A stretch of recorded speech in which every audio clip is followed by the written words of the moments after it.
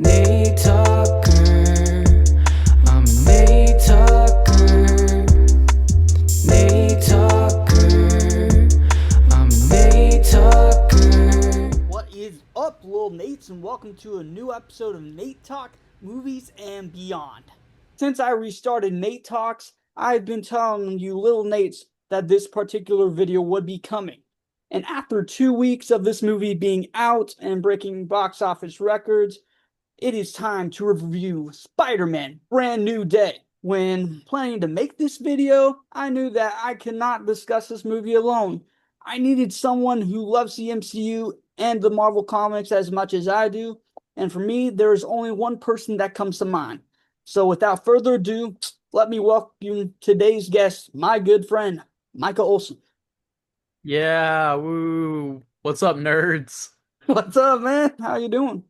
Doing good. I'm doing good. Nate Talks is back, baby. So yeah, we're here today to talk about Spider-Man Brand New Day, the best Tom Holland Spider-Man movie of all time. Oh, absolutely. I would totally agree, man. Like, personally, I probably wouldn't say it's my favorite Spider-Man movie overall. It's honestly kind of a competing battle between, like, first Spider-Man movie ever and Spider-Man 2. I'd probably have to Because say this would be my third favorite. yeah, I think Spider-Man 2 for me and then Brand New Day are probably in there together, pretty close, but Spider-Man 2 is just really nostalgic. Probably after that, I would probably have to say No Way Mm. Home.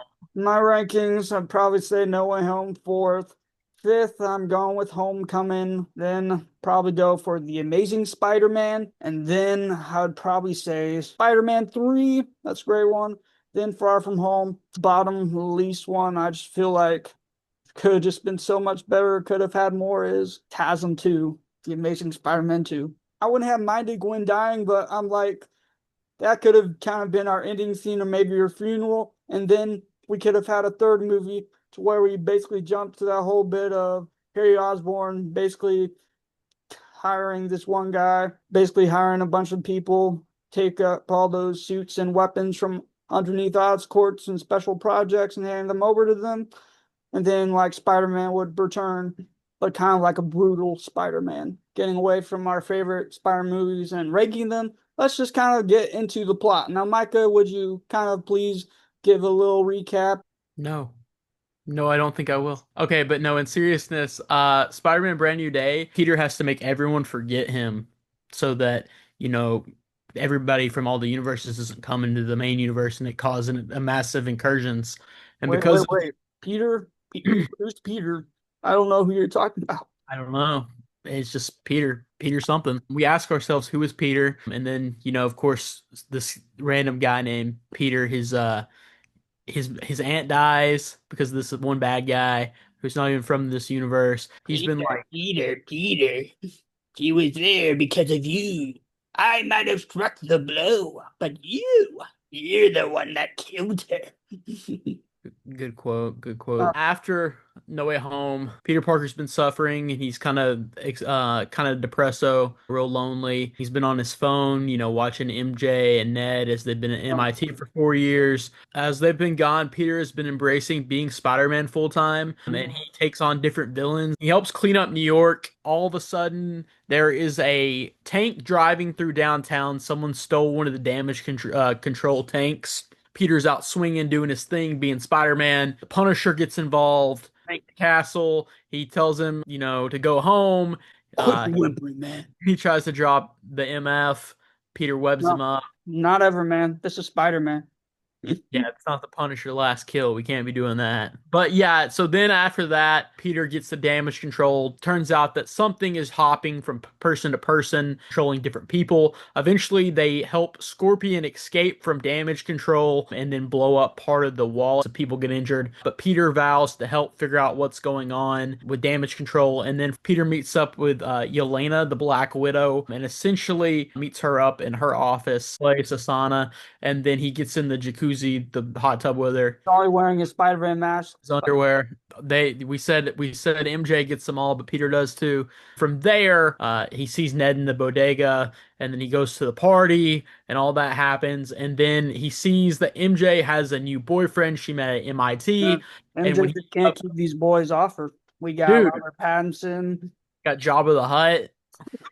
Dude, Let's not forget Timothy. Timothy, Tom just needs to go and tell Timothy, get off my girl. get off my girl. She's She's my mine. wife. After that, Peter, is kind of depresso and swinging through the city, and then he like passes out and wakes up the next day in a cocoon in his underwear, and then he falls into an alleyway, climbs back into the apartment with some funny hijinks where he puts on girl pants, and it's the girl that lives in his apartment, and then it says something That's like that. juicy. Nate, why are you looking at Tom Holland's butt? Lord Um, Avengers.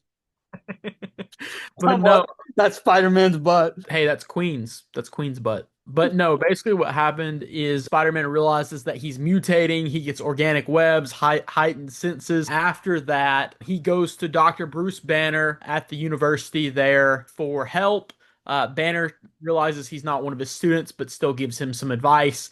He Mhm. then happens to try to start developing the inhibitor to block the enhanced abilities. But then he encounters the mysterious individual controlling people again. That mysterious individual breaks into his apartment, figures out his secret identity, finds the letter. Peter, frightened, goes to find MJ at her apartment. They have memories of, being around Spider-Man, but they're not sure about Peter and all the other stuff. And this is a very brutal moment. Peter believes that somehow MJ remembers, and they kiss. And it turns out that the villain basically tricks him into thinking all this stuff's going down. He takes her to the Punisher to help MJ be somewhere safe while he's trying to investigate what's going on. Then essentially, Yelena helps him figure out through some different files that the mysterious person is in fact no other than Jean Elaine Gray. So then what happens next is Peter is, trying to figure out stuff with the inhibitor. MJ helps him. He figures out it's his eye lenses that are blocking the signal feedback. And then from there, he realizes that he needs to go stop her. So he's gonna Yeah, go because she's trying to break into the damage control. to get the information on something called VMAX. And this time she does bring a much bigger gun. She brings Bruce Banner, the Hulk, who's first is just Smart Hulk. They're going to use the inhibitor on Jean to stop her. Him and the Punisher, they stop Jean temporarily, but then the Hulk rages out. Spider-Man and the Hulk fight, but then Jean controls the Punisher as well. He's able to break into the vault before she can do anything. They capture Jean Grey. They get the inhibitor on her. They take her back to the facility. And then what Peter doesn't realize, what MJ tells him, is she doesn't remember anything until after she was not under Jean's control anymore. So whoever Sarah is not his fiance, the damage control guy. They end up finding out that Sarah Gray was Jean Grey's sister and that she was held captive by damage control and experimented on to essentially recreate her mutant abilities. So then essentially what happens is, Jean's held in there. She looks up at the air vent while they're making her do all these jumps to see how far her limits can go. And she Yep. realizes that VMAX is actually not a special project. It's Damn. in fact and just an air vent. No. So it is the last thing that her sister Sarah Gray sees before she dies. We find out in a flashback how Sarah was taken while they were in the park, Just and wanted ice cream. Jean just wanted her ice cream. After that, Jean gets mad. She pushes her limits, and then she's able to knock the huge bubble across New York. Kind of Yeah, kick darts and like gets her telekinetic abilities. yeah, exactly. So Hmm. then from there, the only people that aren't affected are It's not like she infected all of New York, but there kind of was like a Waller like a sort of bubble. radius that Yeah. she kind of. And Ned and MJ are in that bubble. Peter is going to try to help Jean, from damage control. And then he gets there. He fights some damage control agents. He tries Well, to fight the hand. He's getting overwhelmed. And then Peter realizes through all of it that the only way to get through is to embrace his abilities that he's been inhibiting this entire time. It's not about inhibiting, the changes that he's going through, but it's embracing them and realizing that he's not just Peter and he's not just Spider-Man. He's both. balance between work life and personal life is what I need. Yeah, exactly. And he's been throwing himself into work life the entire time. And so then essentially what happens is Peter is able to beat up all the hand, he webs them up, and then he goes in to stop Jean from killing Messenger. And then essentially what happens is he stopped her, but she enters his mind. She sees Aunt May, basically says that, he's got to use his power the good. No matter how strong he gets, that doesn't give him the right to abuse that power, which is in a roundabout way saying with great power comes great responsibility. And then from there, he talks Jean down, but then the Punisher shows up and then goes to kill Jean, and Peter steps in front of the bullet. Peter, is he gonna die? Jean helps him stay alive before she Uh, escapes. that was Um, cool, but I was kind of hoping for a different outcome with that. You know what I want. Venom. maybe he'll get the Venom suit in Secret Wars. Essentially, then Spider-Man ends up in the hospital. Frank helps him, get to the hospital. He gets out of the hospital, and then Peter goes off. He's not going to be lonely boy Peter Parker anymore. He's going to find that balance. Jean Grey rides off into the sunset on a bus to upstate New York. Peter enjoys a brand new day. Nothing much else, but there kind of was Post credit. somewhat of an end credit. And it really wasn't like, say, like a people interaction. It was, in fact, just Ned's Spidey tracker saying that Spider-Man was no longer on On Earth. Earth. But let's just say that the end credit scene from Homecoming was better than that one. Yeah. And I didn't think anything could be worse. Okay, now that we've discussed the plot, I do want to talk about how Peter's journey in this film differs to his journey that he goes through his three other movies. And Homecoming wasn't really like an origin story, but I like that we know the origin. He's bitten by a radioactive spider. He can start crawling up walls. That one Let's takes let's place right after Civil War. He thinks just because Tony Stark needed his help in Germany. Now he thinks he's big shot, like he's an Avenger, and he wants some more. Spends that time proving himself, but by the end of it, he's like, you know what? I'm just gonna kind of stick up for the little guy, be that friendly neighborhood Spider-Man. Second movie takes place right after Endgame. R.I.P. Tony. We see Tony die, and that really does kind of take a big toll on Peter. Everywhere he goes, he continuously reminded that Tony's dead and people are expecting him to be the next Iron Man. Like at this point, he kind of wants to be a kid, hang with his friend, get a girlfriend, he wants MJ, kind of has to battle that, kind of knowing like he has these powers.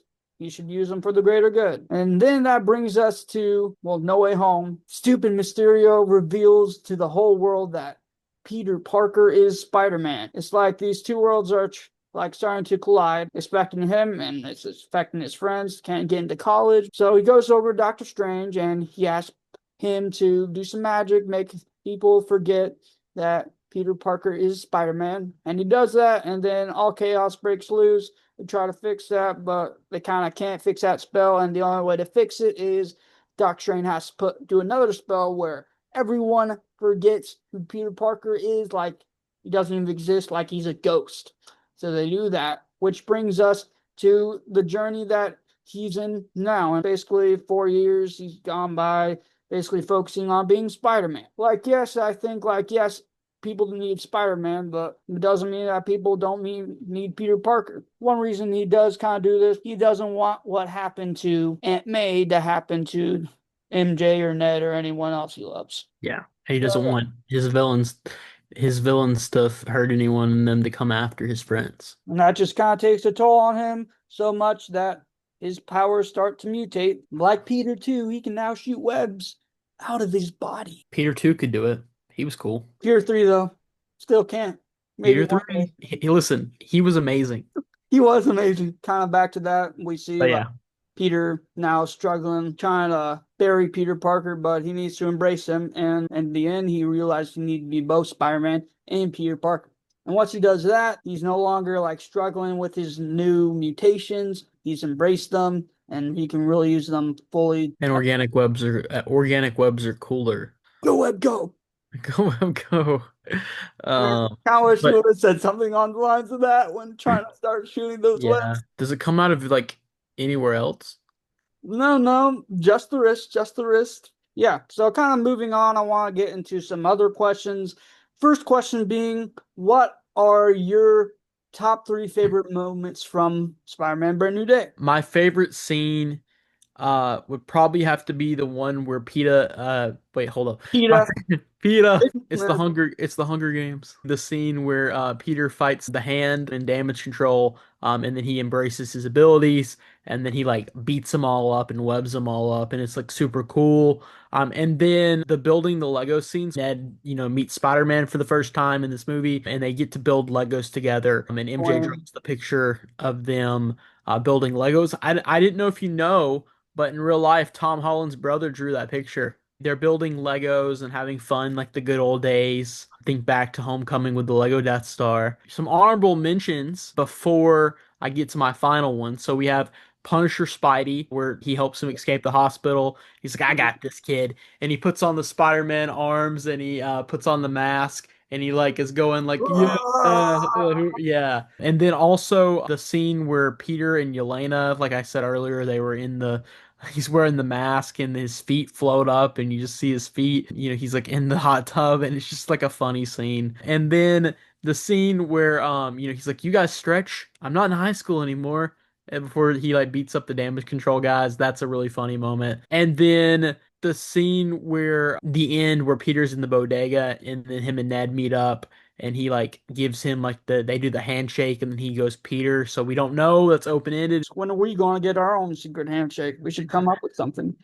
Hey, we'll have to do it. My third favorite scene would have to be the MJ and Peter on the roof that we talked about earlier. He thinks, of course, that MJ remembers him and that everything's going to be easy. But then we come to find out that it was Gene and it was brutal. Yeah. And that makes you go, oh my gosh, this is terrible. Yeah, those are my favorite scenes. No, I'll probably say perhaps for my top three, starting from lower, moving up the way to the top, I would probably have to say one of my favorite scenes is where Peter lets Gene into his mind, and we see that scene where Peter Parker, he's on his bed, and then Aunt May walks in and starts giving him advice, but then it kind of switches to where we see Gene in there sitting on the bed.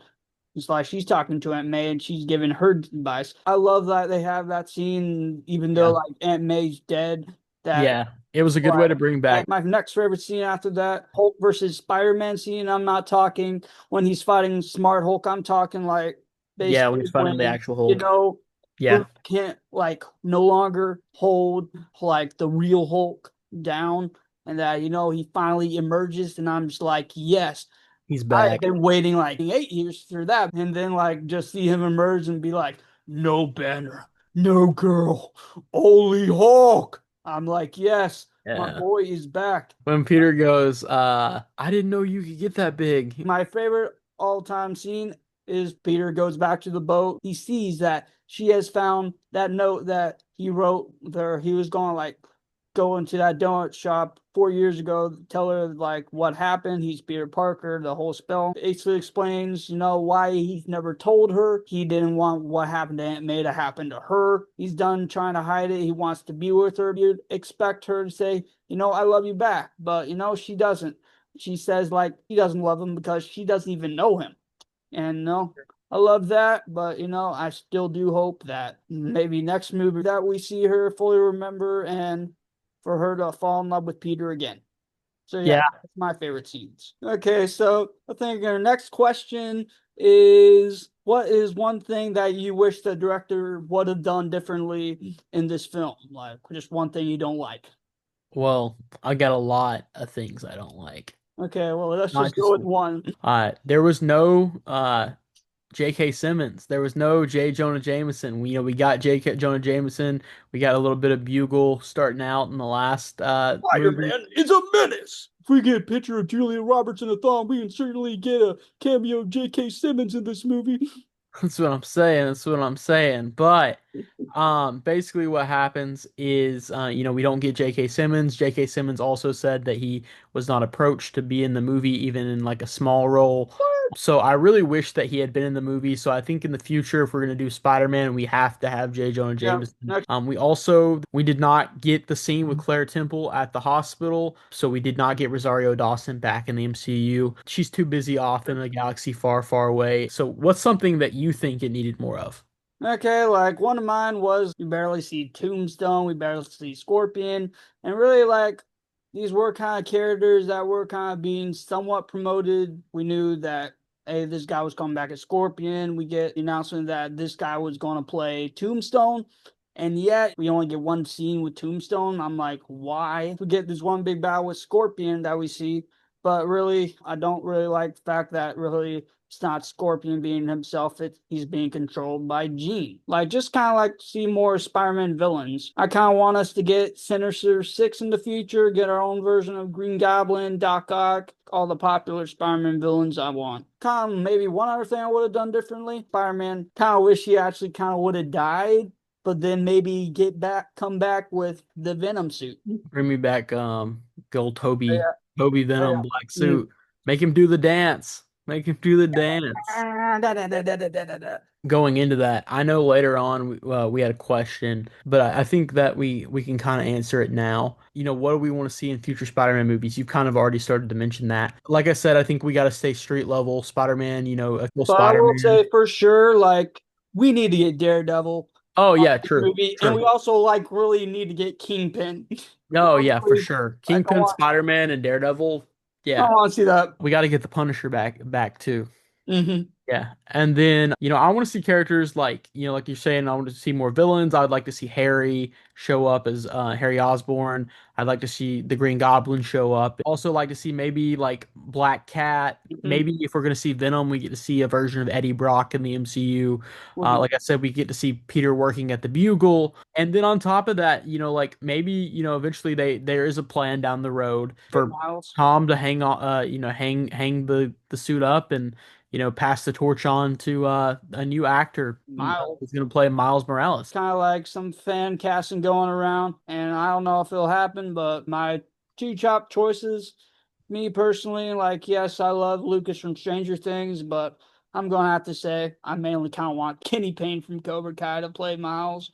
Yeah, he could Like, he could we he could know be a he's good got one. Working backwards. What kind of role do you think the Punisher and the Hulk played in the story along with Peter's journey? really like kind of relationship we kind of see them have is somewhat kind of like big brother, little brother kind of thing going on. Really, they honestly kind of have those petty fights all the time. That brother relationship Yeah, they've known each other for years. They helped each other film each other's, audition tapes for Marvel, yeah, for I Marvel. did see that. That So was they have good chemistry and it fits really well for the movie. really he does kind of help Spider-Man kind of show like him that we need people in our lives, and that if Frank's family was still alive, he wouldn't be hiding, trying to be closed off, be distant. He would be with them. You got to embrace change and realize you need other people's help.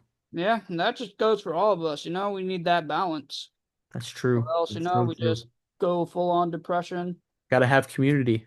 Yep. Need people. But yeah, and then the Hulk, he's there to show that, the negative way of not embracing change because Bruce is trying to hold up the Hulk and, just kind of is a good example of, what happens when you bottle up, change. Yeah. And you get to see Peter, having problems with his powers and the mutations.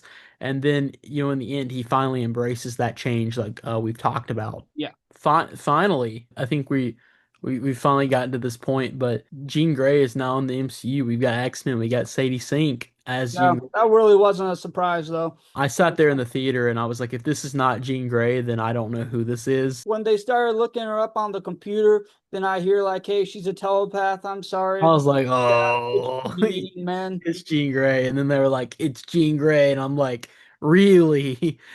Really? We knew it was going to be her. It's like the harder the studios try to tell us, or the actors try to tell us that they're not this character, that's just kind Sure. of how we know that it's this character. Happened with Andrew when it came to him reprising his role in No Way Home. Happened with Daphne Keane as S-23. So yeah. For sure. Yeah, I think her performance in casting was definitely a 10 out of 10. I Oh think yeah. she's going to make a really good Jean Grey. Fakima, I'm sorry, but she's coming for the title. I thought like she was actually very compelling. She had a compelling reason. She was honestly like a better Marvel villain than some Marvel villains because some Marvel villains are forgettable, and we get to see she's actually got a reason. It's because Mhm. her sister, and then of course her sister dies, and then Peter's able to help to find that redemption for Jean and realize that no matter how strong she gets, that power she's got to be responsible with it. Feige did a great job.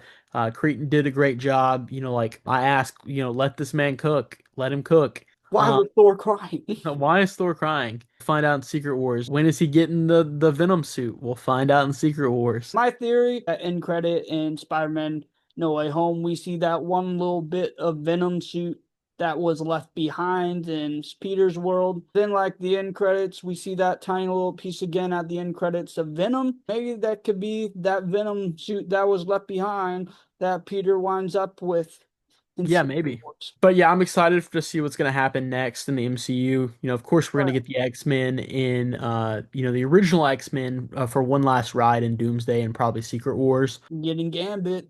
Yeah, we're getting Gambit I'm back. gonna make a name for myself here. Hey, you charge the cards, they go boom.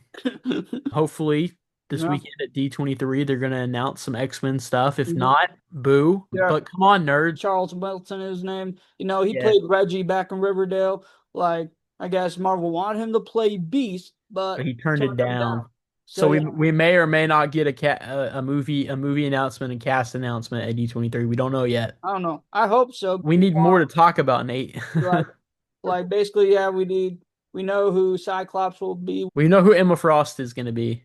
We know who Jean is. I Yeah, think but that's it. hopefully we can get some There's even a lot of rumors. playing at D23. Kind of hoping for like them like classic X-Men when the comic first came out, like Beast, Cyclops, Jean, Polaris. Angel. We'll see what we get. Rogue. Yeah, and then down the road, of course, you can introduce people like Storm, and of course, we'll have to get a new Wolverine at some point. I don't know. I feel like they're still going to do some Deadpool content and Yeah, Ryan do Reynolds some has separate said stuff. that they're going to do a Deadpool 4 at some point. Yeah, also Maybe do. we'll get to see Spider-Man and Deadpool meet up at some point in the MCU. They might have to kind of tone it down a little bit. Yeah, a little bit, a little bit. 13.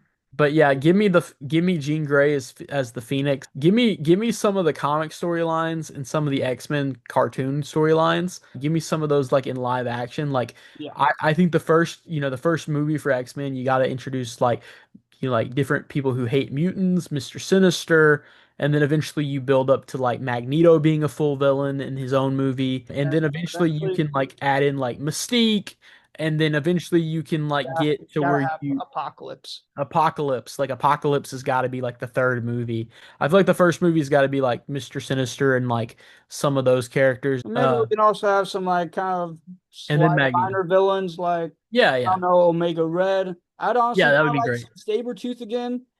Yeah, I feel like Sabretooth and Mystique are some obvious ones to have if you're gonna do Magneto. But Yeah, down the road, like we gotta work up to Apocalypse. We gotta get to like cartoon level good with Apocalypse. Like the uh, cartoon has done so much justice to Apocalypse that I feel like the MCU can do it. I feel like if we do it right, we can get like the best X-Men movies. Personally, I like the original three, and then I like First Class, but I think my favorite one is probably Days of Future Past. yeah, that one was great. Days of I'd Future say the Past. third one was like the original trilogy was okay, but Yeah. compared to the other two, eh. Yeah, for sure. But yeah, I think we're almost out of time. Yeah, I think we are almost out of time. But yeah, Nate, thanks for having me. It's been great to catch up. Great to Yeah, talk about Marvel. We're gonna go see Doomsday together, so yeah, we'll do man. a Doomsday December review. 18th. We'll, And we'll like I do told Micah, I'm gonna wear a Doctor Doom costume to both Doomsday and Dune. Yeah, we're gonna do a Doomsday review and a Dune review. We're gonna Yeah, have a good time and enjoy Avengers Doomsday. It'll be a great time. It's always a great time when me and Nate link up. But yeah, we'll see see you what's gonna guys happen with the future of the MCU. I would love to see them announce when the X-Men movie's coming out and maybe even see the X-Men cast. Like, who cares if Beast has been introduced or not? Let's get an announcement out there with what we have. for sure.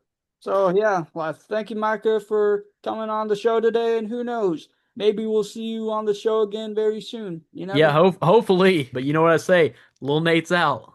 See you guys.